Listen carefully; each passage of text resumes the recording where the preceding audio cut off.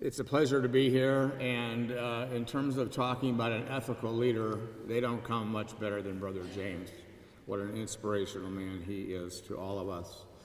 I'm really honored to be here. I feel like this is home in a way. Spent a lot of time at Lewis the last few years, and hope to spend a lot more time in the future.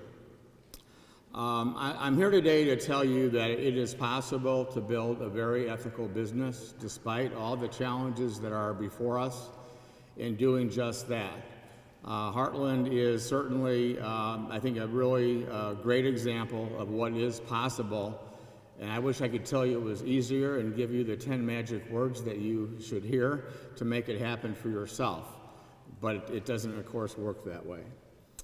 So I just want to start this off by telling you that the book that Brother James referred to is called Through the Fires. It's available for free. If you would like to get a copy, go to robertocarr.com and use the code ROCVIP, and you'll be able to get an electronic version of the book. You can buy a hard copy. There's 400 left out of a printing of 6,000, and we're doing a second edition soon. And there's also an audio version of it available too on Amazon. The story of Heartland and my story is basically in this book. I'm privileged to have joining us today Dirk Johnson, who is my co-author of this book, and we're working on a second book as we speak, which should come out in this first quarter of next year, called Working Class to College. And about a year from now, hopefully we'll have a third book coming out about this very topic of business ethics. So I'm going to be experimenting a little bit with some of my examples with you on this very delicate subject of business ethics. So I started my business when I was 25 years old. I didn't know what the heck I was doing. I was a math major. I did everything that you can do wrong. I think I did wrong.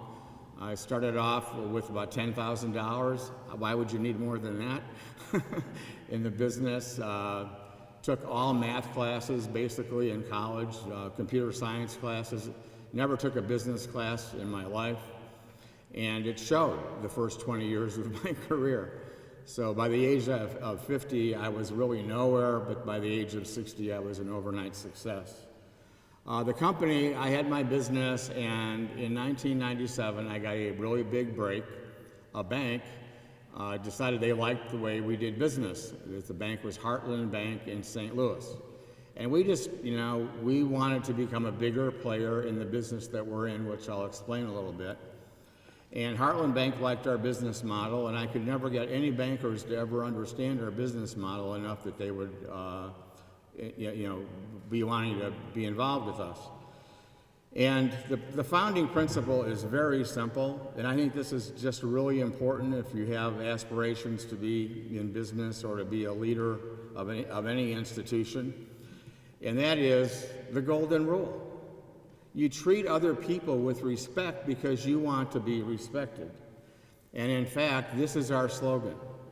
Heartland is our entrepreneurs. We're all entrepreneurs at Heartland. We have 4,500 employees now, I can tell you, which we're proud of that. I love having people work in my company where they have a good job and enjoy coming to work. I think that's a very high honor to be an employer of people who you can do that with. We work really hard as entrepreneurial folks to serve other entrepreneurs. Now, we have 2,900 universities as clients, including Lewis, with a software product that we have, and including 2,900 universities, including Notre Dame and DePaul and Alabama, and a lot of the biggest schools in the country. And we had a users meeting, sort of like this, and I asked them, do you regard yourself as an entrepreneur? Well, somebody working in a governmental institution or a private university, maybe they don't think of themselves as entrepreneurs, but we think of them as entrepreneurs because they're trying to do things better, they're trying to improve, they're trying to be more efficient, save money, like that. So many of their traits are very similar. We treat them as if they are fellow entrepreneurs. The respect part is important because entrepreneurs also can be seen to be aggressive, obnoxious people just out to meet their goal. and there's a balance there to be had. So our company, the story of our company is worth a book, and we're going to write a book about it at some point. But in 1997, our stock was worth 60 cents a share. We went public on the New York Stock Exchange in 2005 at a valuation of about $800 million. Our stock at the time was $18 a share. We went through a breach. I'm giving you a really fast history here because I don't want to focus on this. We went through the largest breach in the history of the world in 2009, and we recovered from that, and our stock closed on Friday at $74. So we went from 60 cents to $33 to $3.50 up to $74. The biggest accomplishment for me, the one I'm most proud of, is this one right here. In a confidential survey of our employees, 87% of our employees said that our company was a great place to work.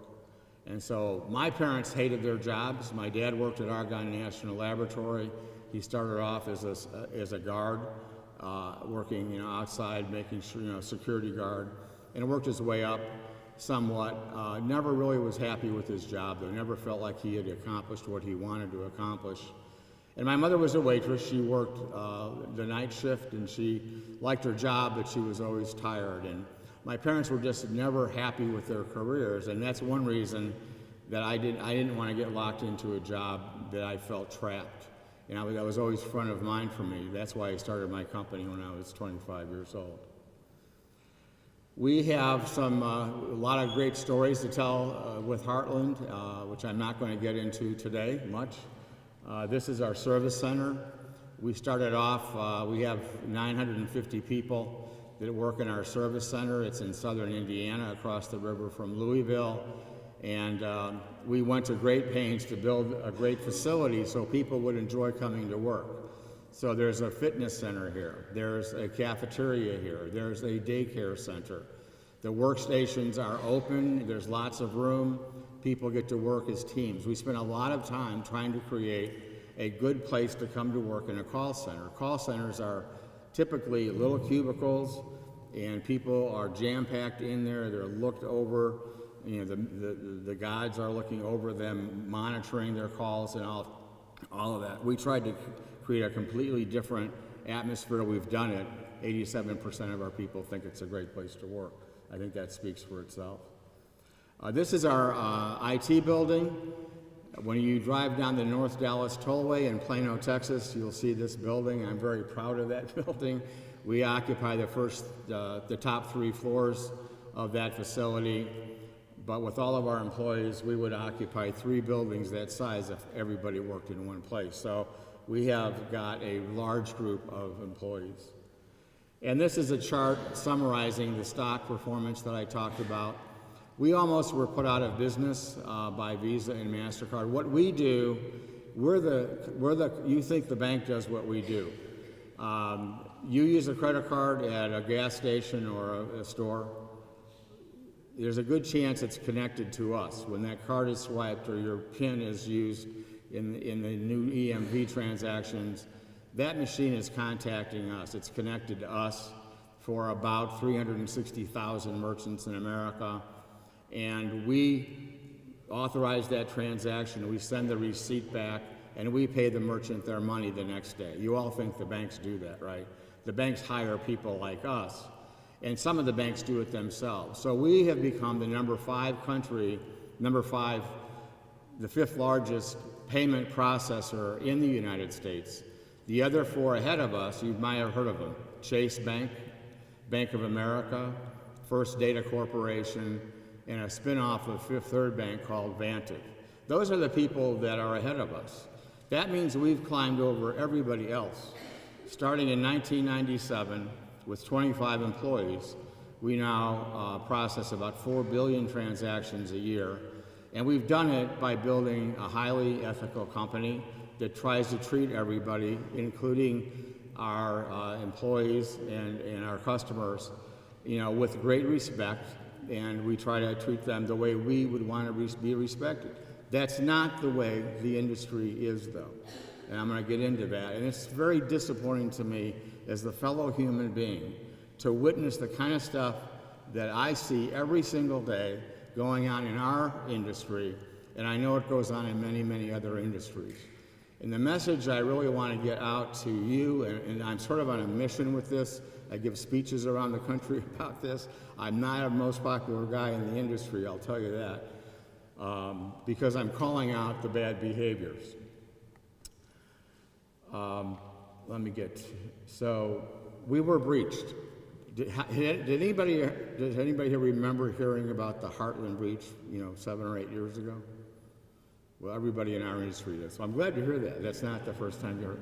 So Jim Cramer had me on Mad Money, and Jim Cramer, at the end of the show, said to the audience, if you get in trouble, we were in big trouble when we got breached. We didn't know if we were going to survive or not, but we survived it very well by doing a couple of things that really helped the security in the payments industry. And Jim Cramer lauded us and said, always do what's right. That's the right way to get out of a crisis, and I think he's got a point. So being very specific, I want to get into some of the things that are going on in our industry, and they go around the world, and it's just really, to me, disgusting, the things that I see. And it's people, every business, I've been to talking to groups of business students off and on for a long time, and I do believe in the heart of hearts that people do want to be ethical and they want to be honest. Problem is when you come up with a decision and you have to make a choice of doing something that you know is not honorable or ethical, what in the heck do you do about it? What are your choices? And I can tell you this, there are not enough people that stand up and do the right thing. And there's a lot of reasons for it, and they're very difficult. And I just want to get into some of these things because to those of you who are going to be entering a career or you're already in a career, you're going to be faced with these decisions if you haven't been already. And could I get some water? I don't see any water here. Would somebody grab some water for me? Thank you. I'll give you one example. We do student ID cards, not for Lewis, but for many universities. And now these cards have a Visa logo on them or a MasterCard or American Express or Discover logo, so that as students you can go spend your money that's on that card anywhere around, not just on campus but anywhere around. So there's a company, and I'll name names, called Hire One. Their symbol is ONE on the New York Stock Exchange. These were 4 guys from Yale.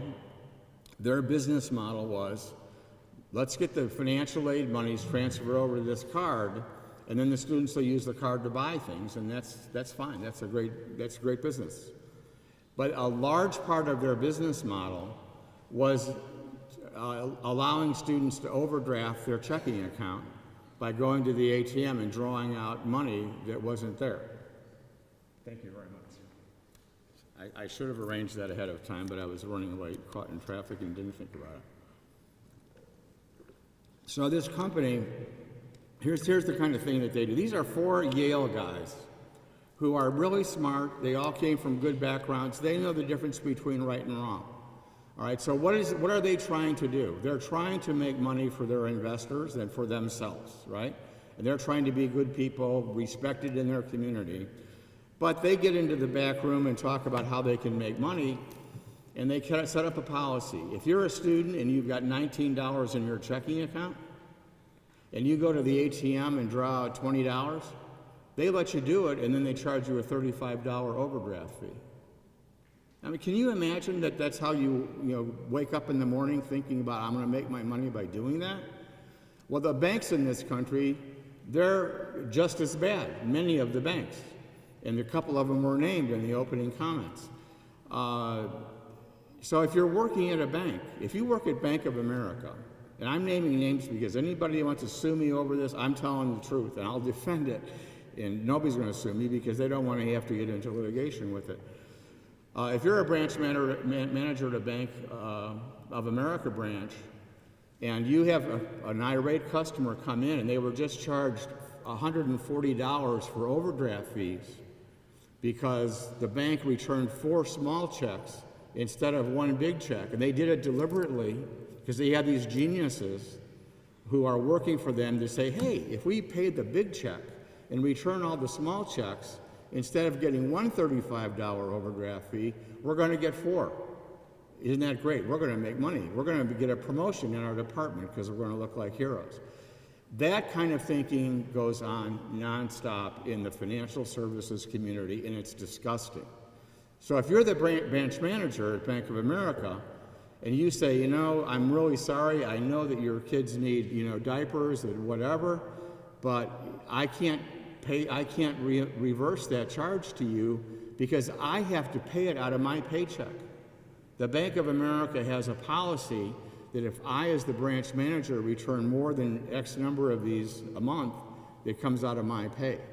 And so what do you do if you're the branch manager of Bank of America? I could never be a branch manager at the Bank of America and live with a rule like that. And people, I think, that's a tough position to take. But that's the position I think that a lot of workers in America are faced with. And so what's driving this? One of the things that's driving this, I'm going to come back to this slide, is one of the 5 nasty flaws in our system. We do not have a perfect system.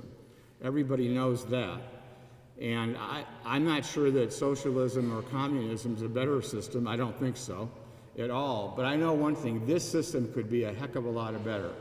And it starts with people who are stockholders. Because people who are stockholders, my stockholders, are primarily the big financial investment houses that have 401ks and are taking in, you know, retirement monies from people. And people, well-known names, Fidelity, Vanguard, these are our big shareholders. And what do they want? What they want is they want a consistent and improving earnings pattern. That's what they want. They don't care, because the owners of their funds don't care, how we make our money.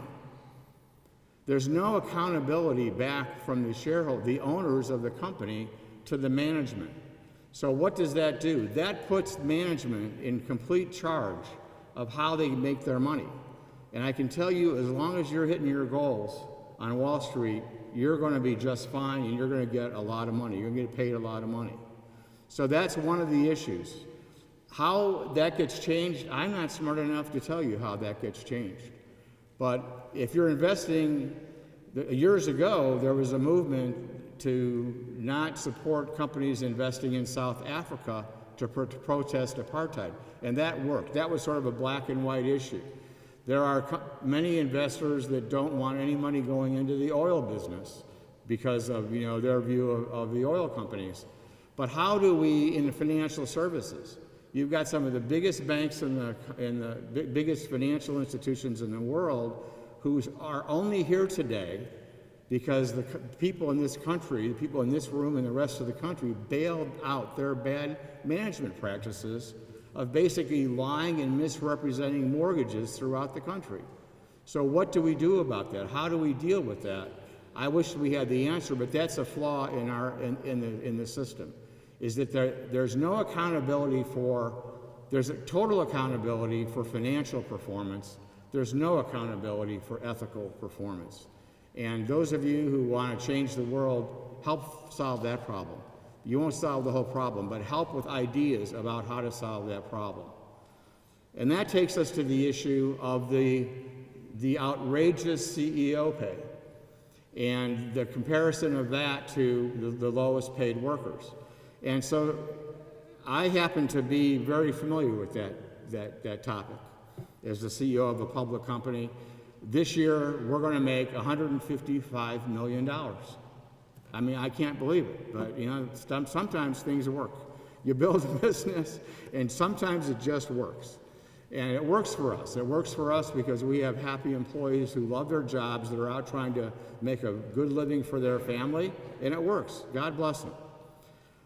But what happens is everybody wants to get paid the most they can get paid, obviously, natural, right? And so the person that's at the top has to get paid the most. And as you move up the pay grades and the pay ranks, the amount of money gets to be pretty significant. And there are companies out there that would like to hire and try to hire our employees every day of the week. They're called recruiting firms. And they call up our best people, our best managers, and they try to hire them away.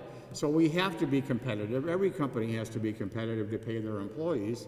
And so the CEO is at the top of that list. And the fact of the matter is for custodians and people that are, don't have high school diplomas, they're going to work for minimum wage. And our minimum wage at our Heartland is $30,000 a year, which I'm pretty proud of. We could hire call center people all day long for less than that, but we set that as our minimum wage. But $30,000 is not a very good wage to raise a family on, for sure, right? But you have to make that money. You have to make that profitability. So what happens is the CEO winds up getting judged by what? So my board of directors, I have 6 board members. I'm the chairman of the board since I'm the founder of the company. And the board's like, well, Bob, we almost were broke in 2009 after the breach and after the financial crash. And our stock was $3.50. The company was worth $125 million. And here we are today, we're making $155 million this year. And we think you should get a big chunk of that. Now we're worth $2.5 billion. So the guy leading the business, the gal leading the business, the person running the institution, they're making the institution successful, and leaders have too much, they have too much power, they get too much credit, they get too much blame for everything that goes wrong, but the fact of the matter is that is what it is. And so the board's like, basically, how much do you want? And so then the CEO, has a lot of control and a lot of power if the company is being successful. So human nature being what it is, I get paid a lot of money. It's public information. I'm not going to tell you what it is. You have to look it up if you want to know, but it's a lot. And so we all have our personal values, right? And we're the largest company in our space that doesn't have a fleet of private jets. I don't believe, my time is pretty valuable, but I can answer emails sitting in a commercial airport just as much as I can, getting to, waiting to leave and go catch a private jet, a little bit later. My time's not so valuable that I need to spend $30,000 an hour to avoid going through commercial airlines. But a lot of companies don't feel that way.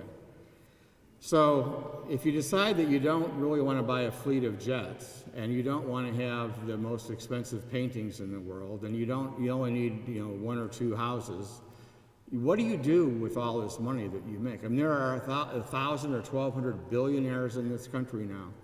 $1 billion is 1,000 millions. A million's a lot, right? 1,000 millions. What do you do with 1,000 millions? And this is a question I ask people. What in the world do you do? Because I happen to be, familiar with quite a few of these people just in the course of business. And very few of them, all of us give back something. But I haven't seen enough people who are successful focusing on giving back, the way I think that they should. We have the Give Back Something Back Foundation. We're putting 1,000+ kids through college. That's what I choose to do. I think that's the best way, to spend money. But the values that you all have about when you make money, when you have met the needs of your family, you've met the Maslow, hierarchy of needs, then what's going to happen? Are you going to buy? How many houses do you want to buy? Do you want to buy great cars? Whatever. There's a value system that all comes in here. And the problem is America's future is based on the value systems of leaders. And those value systems are not strong enough. And so as future leaders of this country, I hope that means something to you, because there are ways to do great things, make a lot of money, and have really, really very good outcomes.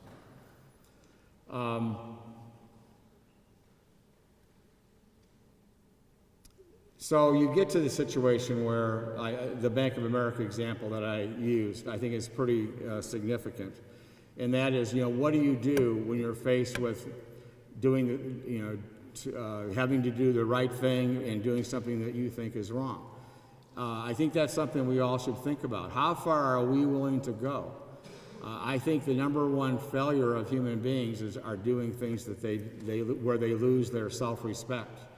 And you have to have a place where you draw the line.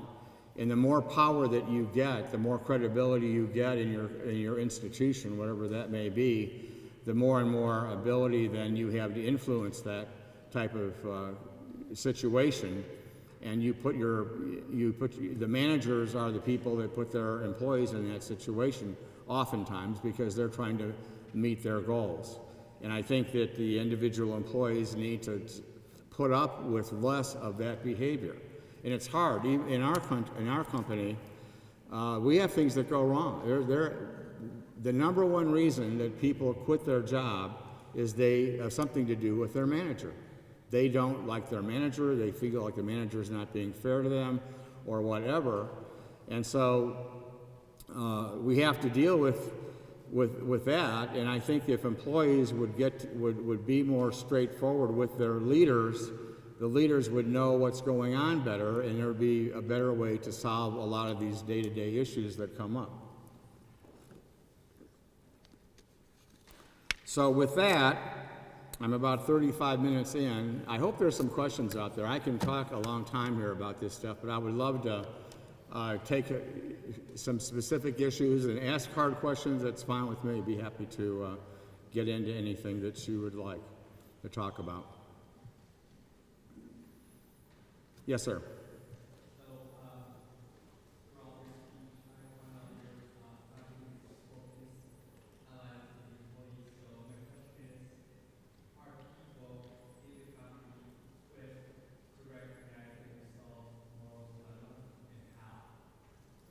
Are people in our company, are you asking specifically about our company? Are they equipped? Well, I wish I could tell you that we had a perfect way for people to protest and raise issues like that. What we do is I'm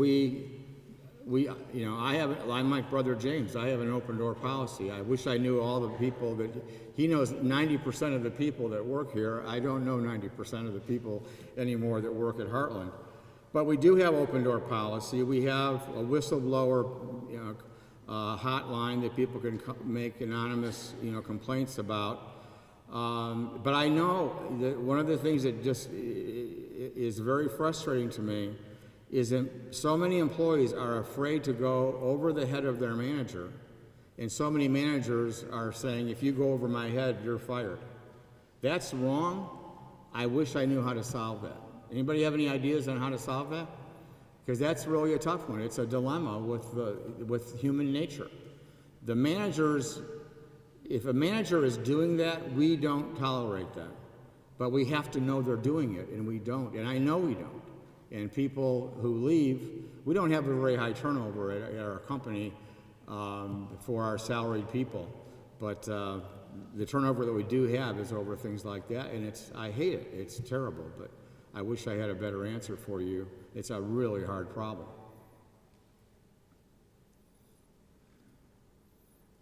Any other questions? Yes? On NPR today, they were reporting that the Federal Reserve is attempting to introduce new legislation so that we have less of a situation where the bank is too big to fail. You pointed out, there are few effective policing agencies. Right.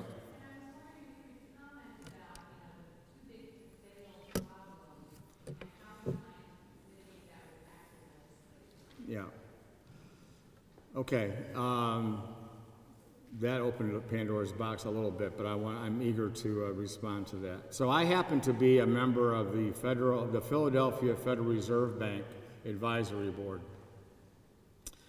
And we talk about this a lot. And the people that are on that board with me are people from Chase, Citibank, Bank of America, Wells Fargo, you name it. All the big banks are on there.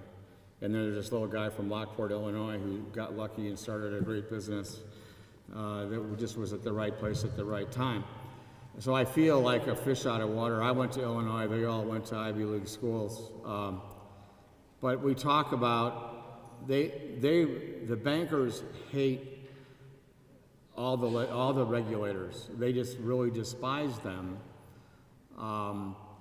And the Dodd-Frank, I have to talk about the Dodd-Frank law.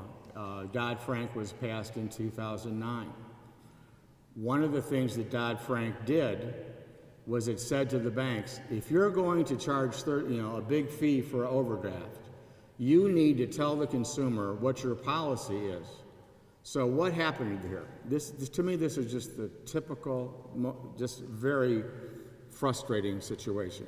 The government is trying to do the right thing and protect consumers from getting ripped off by these ridiculous overdraft fees. So the banks, they write all these regulations, well-meaning congressmen writing the rules, they have great staffs, all smart people with good intentions.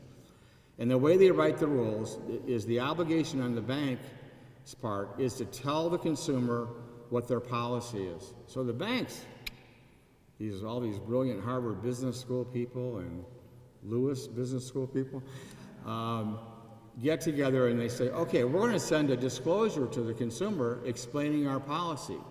And we're going to call it the Overdraft Protection Policy. The Overdraft Protection Policy. And in that 38-page booklet in 6-point type, sort of, something like that, it explains that you can sign up to have overdraft protection. They won't return your checks. But they'll charge you on page 37 at the bottom, it says we'll charge you $35 for every fee. So what happened is nothing changed. Nothing changed. Now, one thing that did change with Dodd-Frank is that this Consumer Financial Protection Bureau was formed, the CFPB, which all the banks hate, and I wish they would do more. The CFPB basically passed rules. And this was not from Congress. This was done by the board of the CFPB.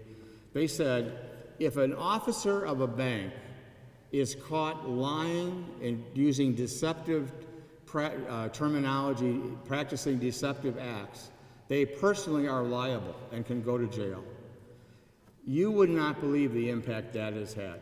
That has stopped, in our industry, that has stopped deceptive trade practices by the banks. The problem is now, the banks hire outside companies to do that for them. And it's just really frustrating.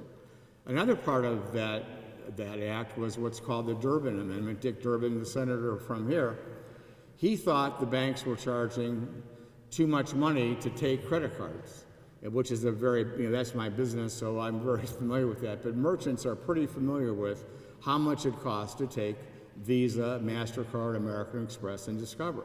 For many businesses, it's the third largest expense of the business.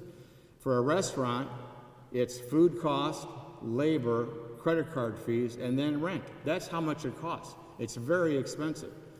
We collect $3 billion of fees and pass $2 billion of it back to Visa and MasterCard day by day. And so Durbin passed a law, it passed through Congress, that for debit cards, the fee had to be no more than 20 cents a transaction. And that saved billions of dollars for merchants that take debit cards, which is everybody, right? You all have a Visa debit or a MasterCard debit card on your bank, right? And now the merchant can be charged is like 20 cents. Problem is where a merchant used to pay, if you went to a vending machine and bought a Coke for $1, you paid 2 cents. Now you pay 20 cents because that minimum became what everybody is paying. So the Durbin Amendment was designed again to have a great outcome for merchants, and it turned out to not help so much. The banks that are too big to fail, I don't know what you do about that. I mean, I think we do have banks that are too big to fail, and we haven't solved that problem. That's a very long-winded answer, but I don't know I don't think there's a very good answer to that. Any other questions? I think we're right at that time. So thank you very much. I enjoyed talking with all of you.